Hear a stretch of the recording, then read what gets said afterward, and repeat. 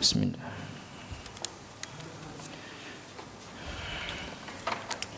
A'udzu billahi minasyaitonir rajim. Bismillahirrahmanirrahim. Alhamdulillahi rabbil alamin.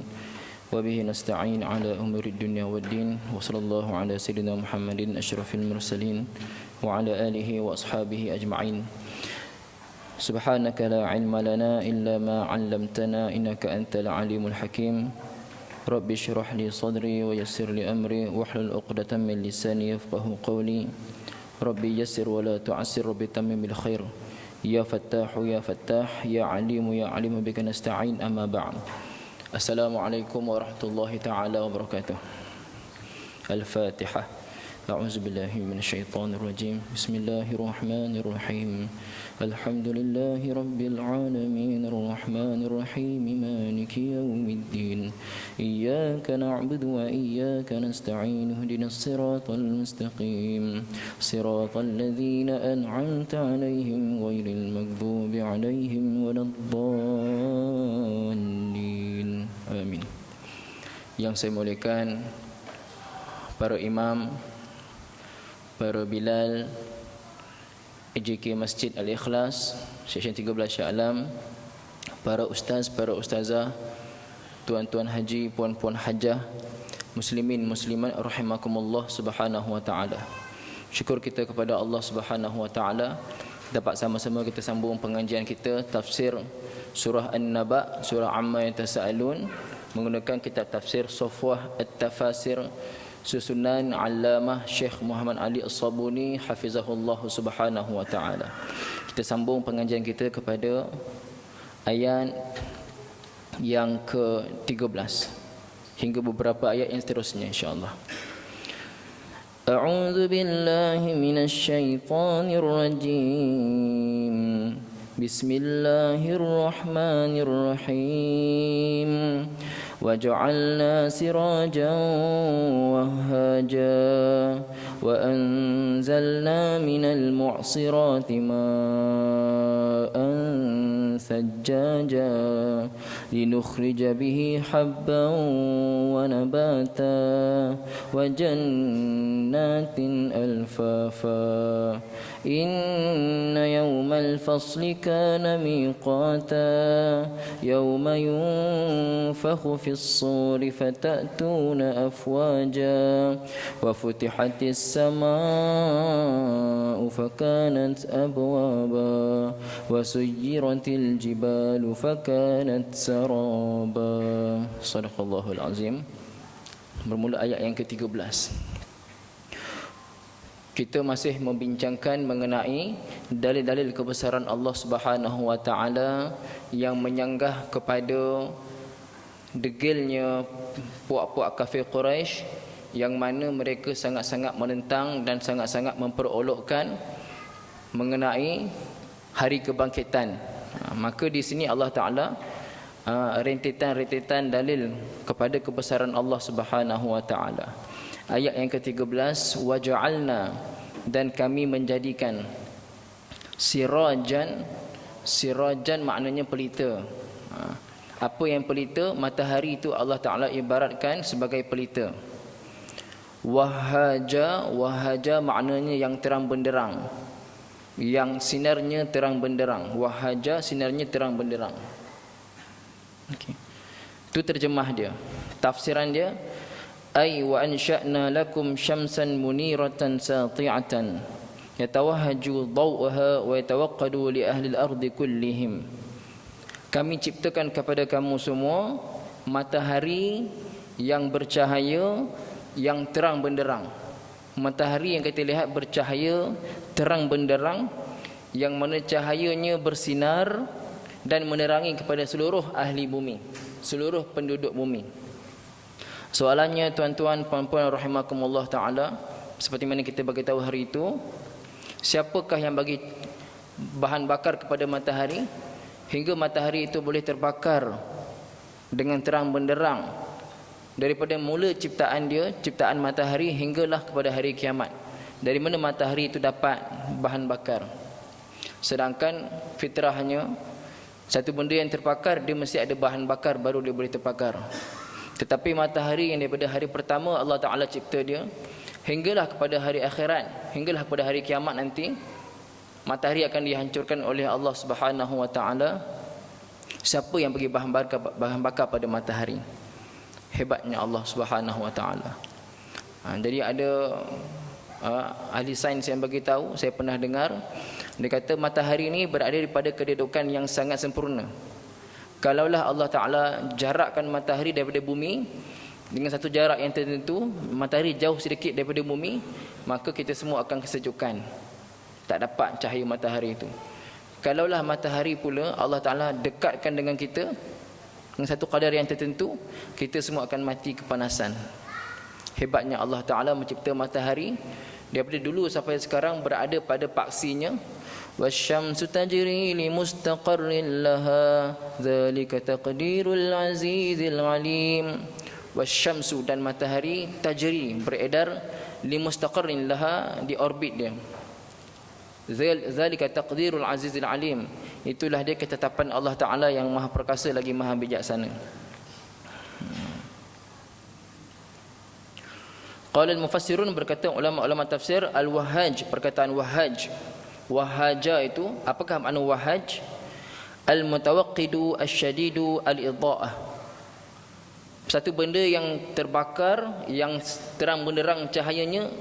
Terang benderang itu macam mana? Yang bersangatan terang, sehingga satu ketika kalau matahari itu terang sangat, kita tak boleh tengok dengan mata kita yang normal.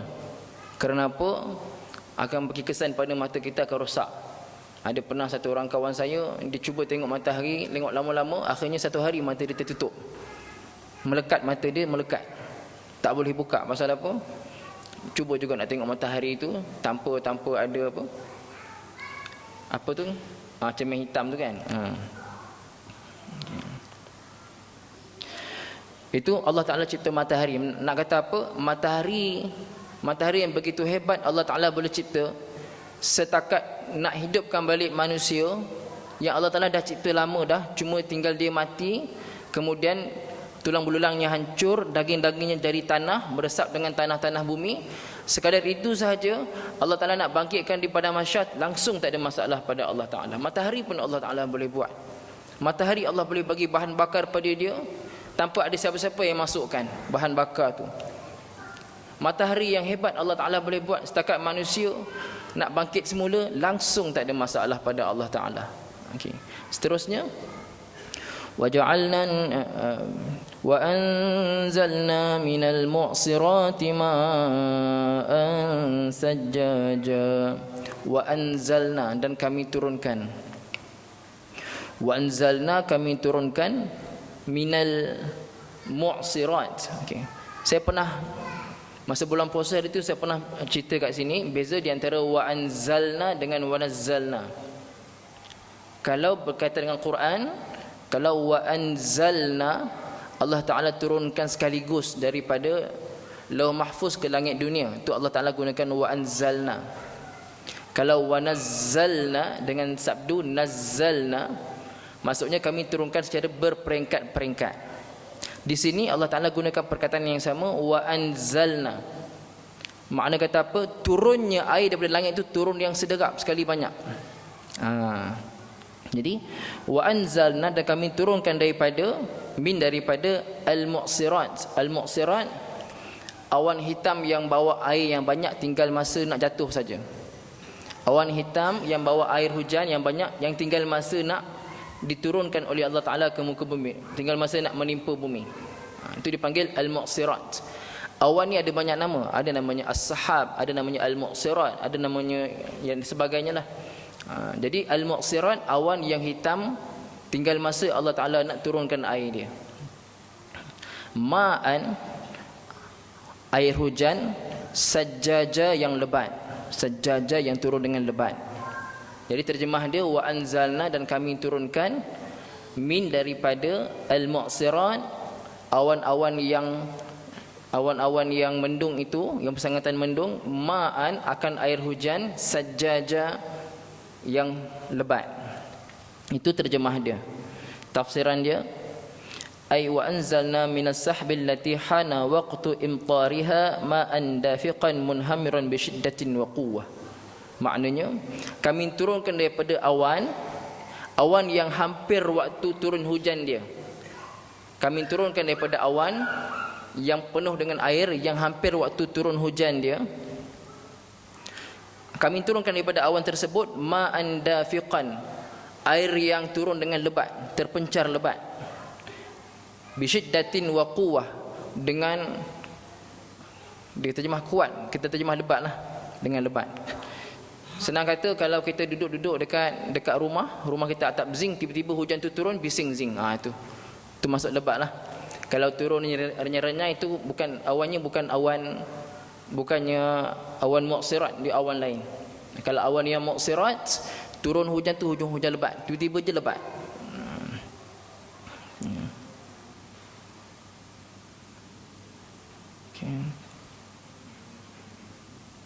Qala fi tashil al-mu'sirat hiya as-sahabu ma'khuzatun min al-'asri li'anna as-sahaba yan'asiru fayanzilu minhu al-ma'. Berkata dalam kitab tashil, kenapa nama awan tu mu'sirat? Kenapa awan yang hitam tu namanya bahasa Arab dipanggil mu'sirat? Diambil daripada perkataan al-'asr. Asr maksudnya perah. Kalau kita kata jus, dalam bahasa Arab dipanggil asir. Jus kan perahan kan? Dalam bahasa Arab dipanggil asir, ain sad ya ra, asir. Contoh asir bitikh, jus tembikai. Asir tu jus perahan. Kenapa awan tu dipanggil muqsirat? Kerana seolah-olah awan tu penuh dengan air, tinggal nak diperah saja jatuh airnya, maka dipanggil awan tu muqsirat. Awan tu penuh dengan air, tinggal masa nak perah, tinggal masa contoh kita nak perah kain penuh dengan air kan, perah, maka jatuhlah air itu dengan banyaknya. Masa tu awan tu dipanggil muqsirat. Jadi tuan-tuan, depan ni kita baca wa anzalna minal muqsirat. Al-muqsirat maknanya air hujan daripada, al-muqsirat maksudnya awan tebal yang bawa air hujan, yang hampir-hampir akan turun. Apa tujuan Allah Ta'ala cipta awan tebal bawa air hujan tu? Satu, apa kuasa Allah Ta'ala kat situ tuan-tuan? Apa kuasa Allah kat situ? Awan tebal bawa air hujan yang banyak. Kalau turun tu boleh banjir dekat tempat kita kan. Kalau turun tu, kalau tak betul saliran boleh banjir. Tapi awan yang sama tak jatuh. Awan tu tampung air tanpa ada tiang, langsung tak jatuh. Siapa yang pegang awan? Allah. Pasal tu tuan-tuan, puan-puan, ibu-ibu, ayah-ayah, kita kena mantapkan benda ni dalam hati kita. Iman kita ni kita kena mantapkan. Allah Maha berkuasa, makhluk langsung tak ada kuasa. Allah mencipta segala-galanya dan Allah yang kawal segala-galanya. Makhluk langsung tak ada kuasa. Ini tanda kebesaran Allah Ta'ala. Awan yang Masya Allah besar dekat atas langit sana, bawa hujan, bawa air yang banyak, langsung tak jatuh. Jatuh tu pula, dia tak jatuh macam kita tuang bali. Dia jatuh lebat tapi masih setitik lagi, tapi cuma dia lebat. Siapa punya kuasa? Allah Ta'ala. Setakat awan Allah Ta'ala boleh cipta, setakat awan tu Allah Ta'ala boleh cipta, apatah lagi manusia yang kecil ni. Hebat Allah Subhanahu Wa Ta'ala. Apa tujuan Allah Ta'ala turunkan hujan tadi, yang lebat tadi? Linukhrija, supaya kami menumbuhkan, mengeluarkan, bihi dengan air tadi, habban, biji-bijian, wa nabata, dan juga tumbuh-tumbuhan. Habban tu maksud biji-bijian macam mana? Biji-biji benih lah. Daripada awan tadi Allah turunkan air, daripada air itu Allah jadikan biji-biji benih. Yang mana kita tengok tempat yang kontang, contohlah kalau kita satu tempat hutan, kita tarah hutan tu, contoh kita biar macam tu, biar tak ada usaha apa-apa, tinggal air hujan. Akhirnya apa jadi pada hutan yang dah kontang tadi? Tumbuh balik. Siapa yang bagi biji benih tu? Allah Ta'ala bagi biji benih. Daripada apa? Daripada air yang Allah Ta'ala turunkan. Siapa yang tumbuhkan? Allah Subhanahu Wa Ta'ala. Ai linukhrija bihadzal ma', supaya kami mengeluarkan dengan air ini anwa' al-hububi waz-zuru', pelbagai jenis biji-bijian daripada apa saja jenis pokok, waz-zuru' dan juga tanam-tanaman.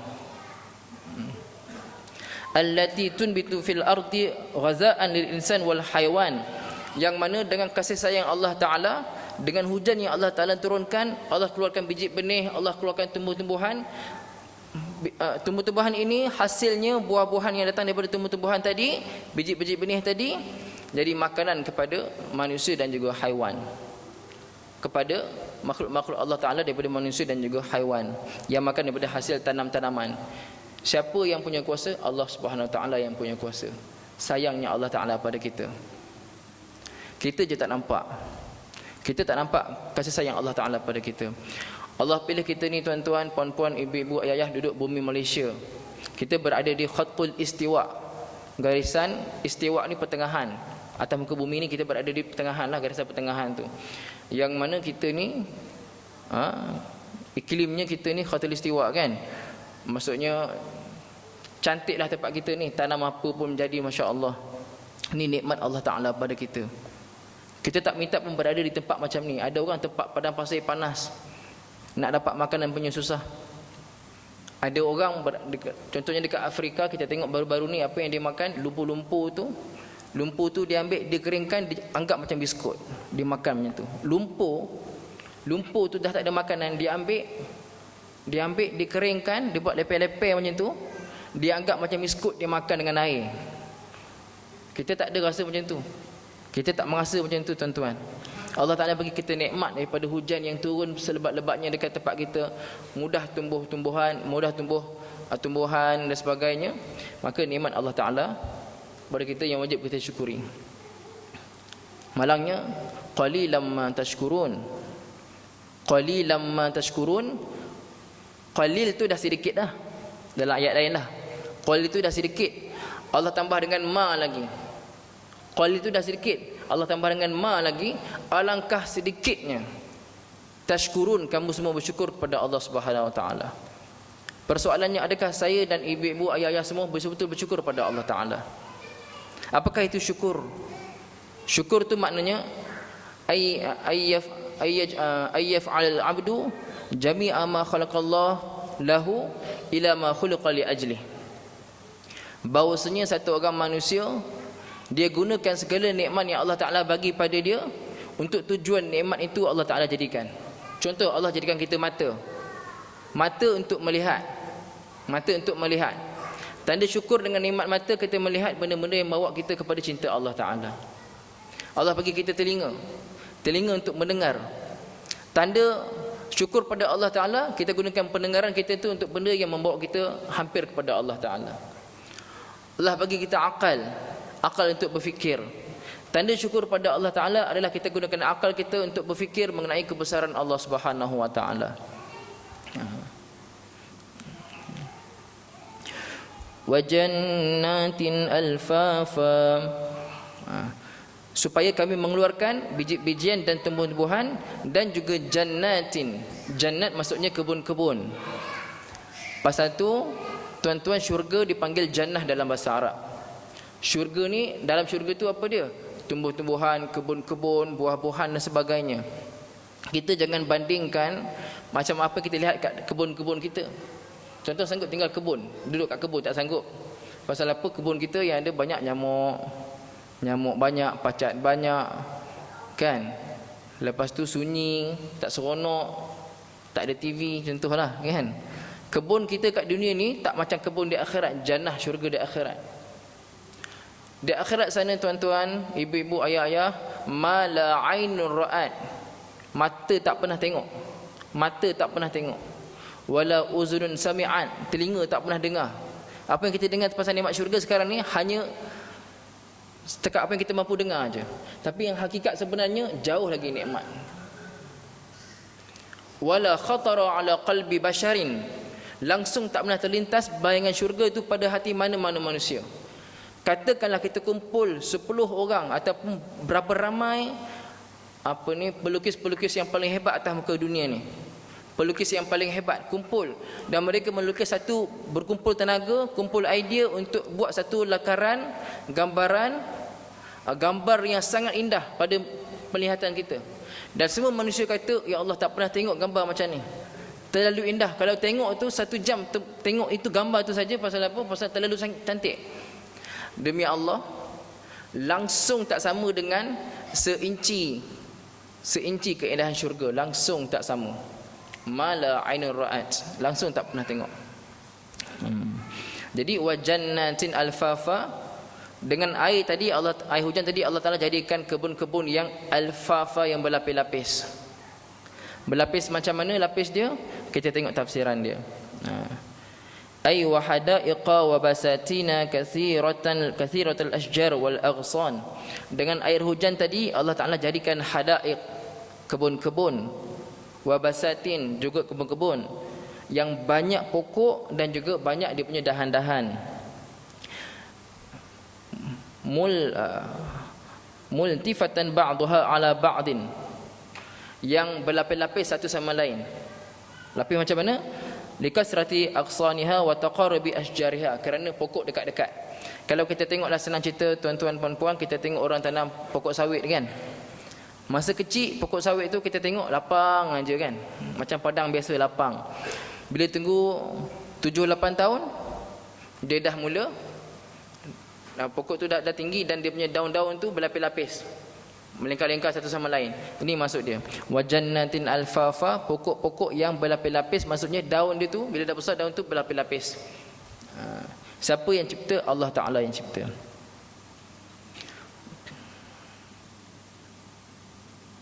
Zakara ta'ala hadhihi al-adillata at-tis'a ala qudratihi ta'ala kaburhanin wadihin ala imkanil ba'thi wan nusyur. Allah Subhanahu Wa Taala menceritakan 9 dalil tadi, bermula daripada ayat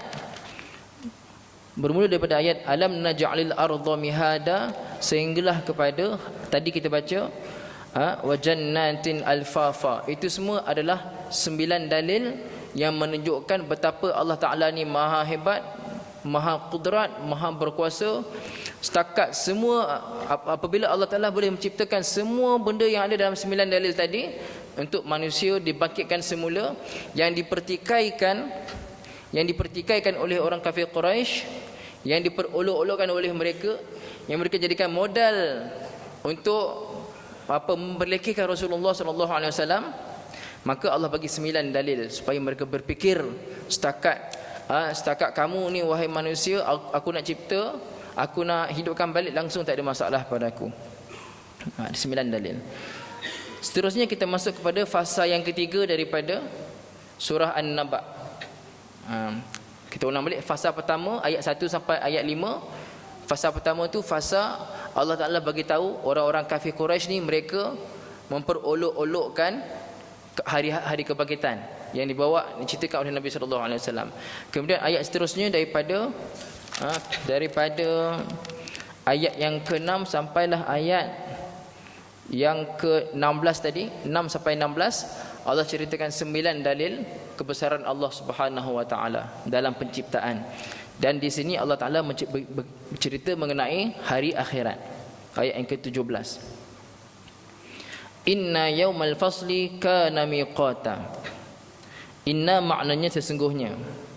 Jadi ibu-ibu, ayah-ayah, perkataan inna dalam Quran ada banyak, ada inna saya ada 600 lebih diulang dalam Quran. Inna dan anna. Inna lebih sikit, lepas tu anna, ada 600 lebih kurang dalam Quran. Inna terjemahnya sesungguhnya, memberi makna penegasan, takkid, penegasan sesungguhnya. Nak kata Allah Taala nak bagi tahu benda besar, benda penting. Contohlah kita kata Mat, tadi aku nampak pencuri. Dia dengar, oh ya ke? Macam tak meyakinkan je kan. Dia kata, Mat, sesungguhnya tadi aku nampak pencuri. Dia tambah dengan sesungguhnya. Sesungguhnya memberi makna penegasan, menegaskan ayat dia. Jadi inna sesungguhnya, apa yang Allah Taala nak bagi tahu, yaumal fasli, hari kiamat. Yaum tu hari, al-fasli. Al-fasli maksudnya hari kiamat, ataupun lebih tepat lagi al-fasli maksudnya berpisah.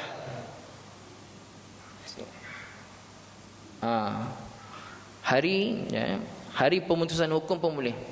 Hari terputus, hari terpisah, pemutusan hukum, boleh kata yaumul fasli itu. Kana miqata. Kana adalah dia miqata, akan berlaku pada satu waktu yang ditetapkan oleh Allah Ta'ala. Miqata, satu waktu yang tertentu. Bilakah waktunya? Tak tahu bila. Bila berlaku kiamat, tak tahu bila berlaku. Yang pastinya kita pasti akan hadapi kiamat kecil, iaitu kematian. Pun kita tak tahu bila kita mati. Tujuan dia Allah Ta'ala rahsiakan kematian kita hari kiamat adalah supaya kita semua tidak berlengah-lengahkan taubat, supaya kita sentiasa kembali kepada Allah Ta'ala, supaya kita sentiasa berusaha untuk dekat dengan Allah Ta'ala. Okay. Ay inna yawmal hisabi wal jaza' wa yawmal fasli bainal khalaiq lahu waqtun mahdudun ma'lumun fi ilmihi ta'ala wa qada'ihi. Yakni sesungguhnya hari penghisaban dan hari pembalasan dan juga hari terpisahnya di antara makhluk-makhluk Allah Ta'ala, lahu waqtun mahdud. Hari kiamat itu ada waktu dia yang tertentu yang hanya diketahui oleh Allah Subhanahu wa Ta'ala. La yutaqaddamu wa la yutaakhir, ataupun la yataqaddamu wa la yataakhir. Takkan cepat sesaat, takkan lewat sesaat. Pasti akan berlaku, takkan cepat, takkan lewat. Pasti akan berlaku.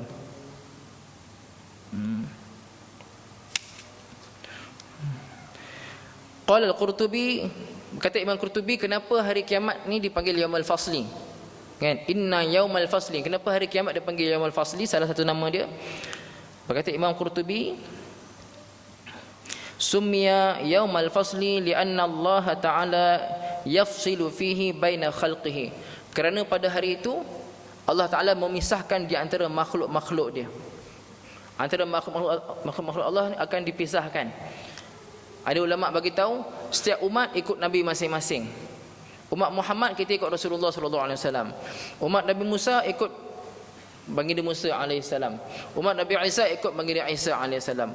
Umat Nabi Nuh yang tak ramai 83 orang akan ikut Nabi Nuh alaihi salam. Manusia dengan manusianya, jin dengan jinnya, haiwan dengan haiwannya, semuanya akan dibangkitkan dan semuanya akan dipisah-pisahkan. Ada juga ulama bagi tahu mereka akan dipisah-pisahkan mengikut kategori amalan masing-masing. Kalau amalnya masya-Allah, amal solehnya banyak, Allah Taala terima, maka tempatnya kat sini. Amalan sikit, maka kat sini. Dipisah-pisahkan. Jadi tuan-tuan puan-puan, kita jangan bayangkan suasananya macam suasana setakat dekat kumpul 100,000 orang pun dah sesak dah kan. 100,000 orang berkumpul sesak, susah nak cari. Kalau hilang anak, susah nak cari. Ini bukan 100,000 orang. Daripada Nabi Adam AS hinggalah bayi terakhir di akhir zaman nanti, semua akan dikumpulkan di satu padang. Cuma dalam perkumpulan itu ada asingan-asingan dia. Yaumul Fasli ada dia punya dipisah-pisahkan. Okey.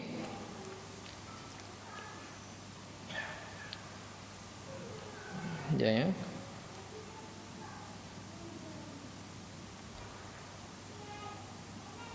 Kana miqata yauma yunfakhu fis sur fatatuna afwaja. Yauma, pada hari itu, pada hari kiamat nanti, pada hari kebangkitan nanti, pada yaumul fasli nanti, yunfakhu fis sur, akan ditiupkan padanya sangkakala. Makna kata apa tuan-tuan? Sangkakala ni akan ditiup 2 kali. Pertama, bila ditiup sangkakala, ketika mana Allah Ta'ala nak matikan semua manusia. Yang kedua, bila ditiup apabila Allah Ta'ala nak hidupkan balik semua manusia. Ay yakunu zalika yaum ayyun fakha fis sur nafkhatal qiyam minal qubur. Pada hari itu akan ditiupkan sangkakala sebagai tiupan untuk semua manusia bangkit daripada kubur masing-masing. Soalan, macam mana pula orang yang mati dekat laut, yang mati dicampak ke sungai? Tuan-tuan, puan-puan, ibu-ibu, ayah-ayah, Allah Ta'ala Maha berkuasa. Allah Ta'ala yang cipta orang yang mati itu, yang dicampak dalam sungai, mati dalam laut, Allah yang cipta dia. Allah berkuasa untuk kumpulkan balik tulang beludang dia. Macam mana kita lihat Nabi Ibrahim AS, tak kala Allah perintahkan kepada Nabi Ibrahim AS untuk kumpul 4 ekor burung yang lain jenis, diambil 4 ekor burung yang berlainan jenis dan diambil, dicincang-cincang hingga lumat. Burung 4 ekor burung yang berlainan jenis dicincang sampai lumat dan diperintahkan untuk letakkan ke 4 gunung yang berlainan. Dicampur-campur 4 ekor burung yang dah lumat tu letak di 4 gunung yang berlainan. Summa du'uhunna ya'tinaka sa'ya. Kemudian wahai Ibrahim, serulah burung-burung tadi. Ya'tinaka sa'ya. Burung-burung yang dah hancur lebur tadi, tulang-tulangnya pun dah hancur, dicampur-campurkan, tak tahu daging burung mana. Dengan kuasa Allah Ta'ala, terbang masing-masing di langit, bercampur-campur, jadi balik burung yang asal. Depan mata Nabi Ibrahim AS, Allah Ta'ala kisahkan dalam Al-Quran. Dalam Quran pun Allah Ta'ala dah bagi tahu tuan-tuan benda ni. Kalau kita tak percaya lagi, wallahu a'lam bissawab. Yakinlah kita semua ni pasti akan dibangkitkan di pada mahsyar nanti. Kita pasti akan dihadapkan depan Allah Subhanahu wa taala. Jangan kita jadi macam puak-puak kafir Quraisy yang menentang kepada dakwah Nabi sallallahu alaihi wasallam berlakunya hari kebangkitan. Kita kena yakin kita pasti akan dibangkitkan.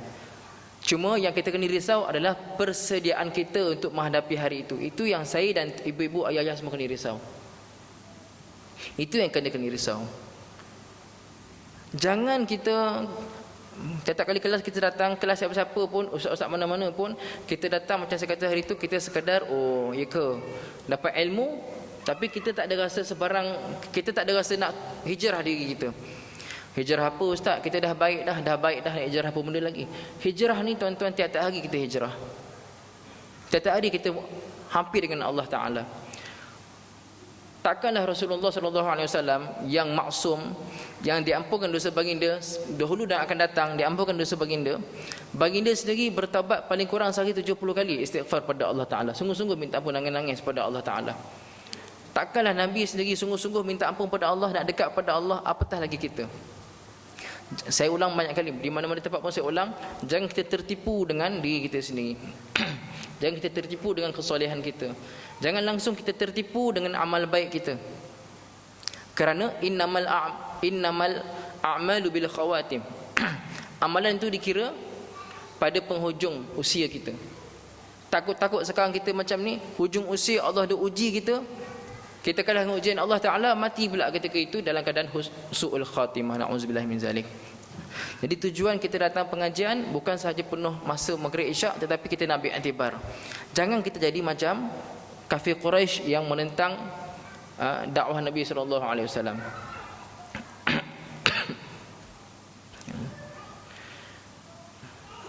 Pada hari ditiupkan sangkakala, fatatuna afwaja, fatatuna, maka kamu semua akan datang afwajan. Afwajan maksudnya berbondong-bondong. Apa maksud berbondong-bondong? Maksudnya puak demi puak. Tafsiran dia, fatahduruna jama'atin.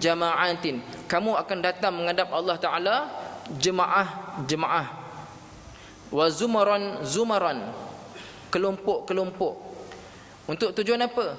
Lil hisabi wal jaza. Tujuan dia untuk kita ni dihisab dan dibalas oleh Allah Subhanahu Wa Ta'ala. Tuan-tuan, ibu-ibu, ayah-ayah, kita minta sungguh-sungguh pada Allah supaya kita masuk syurga tanpa hisab. Minta sungguh-sungguh pada Allah, doa sungguh-sungguh pada Allah, masuk syurga tu biarlah tanpa hisab. Pasal apa? Barang siapa yang dibawa ke medan hisab, maka binasalah dia. Binasa itu maksudnya macam mana? Memanglah kadang-kadang, memanglah masya-Allah, orang-orang mukmin akan lepas hisab dia. Amalan baik dia lebih baik, banyak daripada amalan jahat. Tetapi untuk setiap satu saat hidup kita ni dihisab oleh Allah Subhanahu Wa Ta'ala, sangat memeritkan, sangat menakutkan. Kalau tak, tuan-tuan, takkan Nabi Isa AS, Nabi Musa AS, Nabi Nuh, Nabi Ibrahim semua takut. Kenapa Nabi-Nabi Ulul Azmi ni semuanya takut nak bagi syafaat pada umat? Pasal apa? Masing-masing pergi diri masing-masing risau. Itu Nabi Ulul Azmi. Nabi Ibrahim Khalilullah, kekasih Allah, pun takut kekasih Allah. Allah sendiri iktiraf panggil dia kekasih Allah. Kalau ikutkan, Allah Ta'ala kekasih aku, apa aku nak takut? Dia takut. Nabi Ibrahim takut. Jadi tuan-tuan, ibu-ibu, ayah, jangan kita rasa bila kena hisab tu Allah kena hisab, biasalah kita semua akan kena hisab. Jangan. Pasal apa? Setiap saat berlalu atas muka bumi ni, bila nak dibentangkan nanti, takut-takut benda tu dosa dan sebagainya.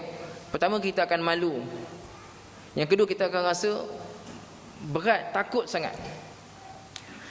Pasal tu bila bila satu orang dapat buku catatan daripada tangan kanan atau daripada tangan kanan ataupun dari depan, maka dia punya gembira tu tak tahu nak kata.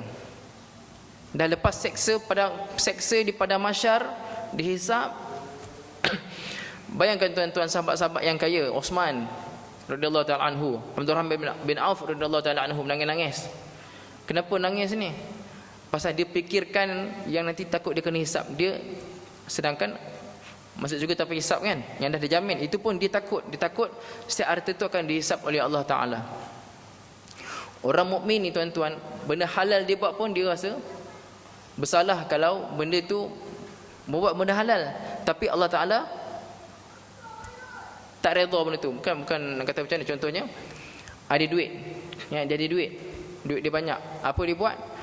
Dia beli banyak-banyak makan, lepas tu makan bazir, contoh kan. Dia makan tu halal tak? Dia makan tu halal. Tapi perbuatan bazir tu Allah Ta'ala suka tak? Allah Ta'ala tak suka. Kalau dia pernah terbuat macam tu, dia akan takut sangat pada Allah Ta'ala. Dia akan terbayang-bayang, terkenang-kenang, kenapalah aku bazir. Takut-takut ketika mana dihisap nanti, kerana perbaziran itu menyebab Allah murka pada dia. Takut sangat.